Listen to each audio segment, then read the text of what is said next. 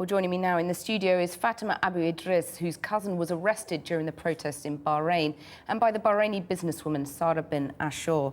Fatema, let me come to you first. You've been personally affected by these latest protests, haven't you? Tell us what happened to your cousin. My cousin is currently under detention, and he was arrested in March. He was released, and now he's arrested again. The charges he faces are stuff like participating in a protest, in a gathering of more than 5 people. He was tortured in prison, released, and he is in detention again. And have you heard from him in the last couple of days? No. You must be deeply worried about it. Of course we are, especially due to the torture that he's been through previously at the fragile age of 17. Sara Bn Ashoor, tell us, Fatema's cousin was one of, I think, 3,000 people arrested when the state of emergency was declared, 4,000 private sector employees and civil servants sacked. Reform just isn't realistic under this government, is it? Well, I would like to disagree with that because we have all witnessed in Bahrain a total destruction to our society and economy in this past year. And I think that we've all been victims of this unpopular uprising. And I do believe that on one hand we have a very unwilling opposition that keeps rebuffing and snubbing any attempt to dialogue or reconciliation. Time after time, these initiatives by government have been, even the Bicky report and so on. But who do you blame for this? The protesters or the government being reluctant to reform?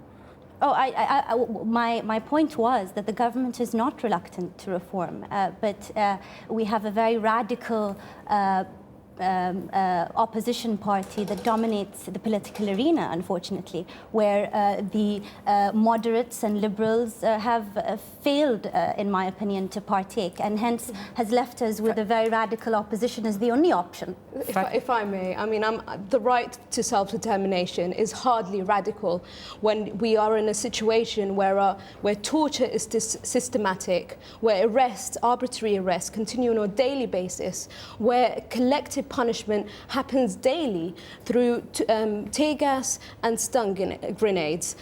This isn't reform. We've heard of reform. We've heard of it in the 1920s, 30s, 40s, 50s, 60s. Every 10 or so years, there is a new uprising in Bahrain. There is a new reform process, and every 10 or so years, those reforms aren't met with the promises that they promised. Torture, arrests, tear gas, rubber bullets, even today.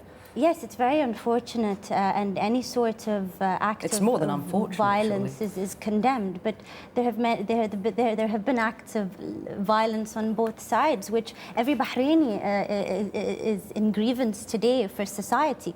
I believe the solution is not economic or political. I believe that it is a social restructuring, an overhaul of our ideologies, shying away from the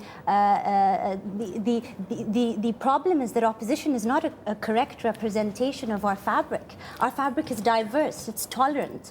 We have an opposition that's dogmatic, undemocratic internally. But realistically, reform can't happen under King Hamad, can it?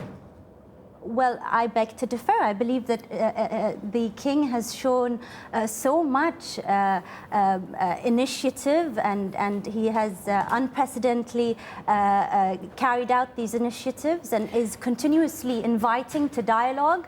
And I think that it is because of his initiatives that today we have restored national stability in the country, and Bahrainis are more confident King Hamad's talked about reforms today, this week, yes, hasn't he? Yes. And he's talked about reforms to the Constitution, and he's also talked about reinstating people who've lost their jobs. That started to happen. He has. Progress has been made. He's spoken of this amidst a media blockout. I'm sure your reporters wanted to actually go into Bahrain today, and they were denied visas to go into the country to report on the mass humiliating abuses that are carried out.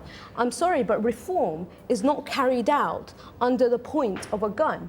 But you've got to, if he says, King Hamad says, if you want a better system, you have to join. That's right, isn't it? You've got to take part. You have to partake in building this society. We don't want to bring it to the ground and then hope that something comes out of the ashes. We do not want to be sidelined, because that's what the Islamic parties do. They sideline anybody who has a voice. They deny women the right to vote, the right to partake in government. Okay, we're going to have to end it there. I'm really sorry we've run out of time. But Fatema Abu-e-drez and Sara Bn Ashoor, thank you very much for coming in. John.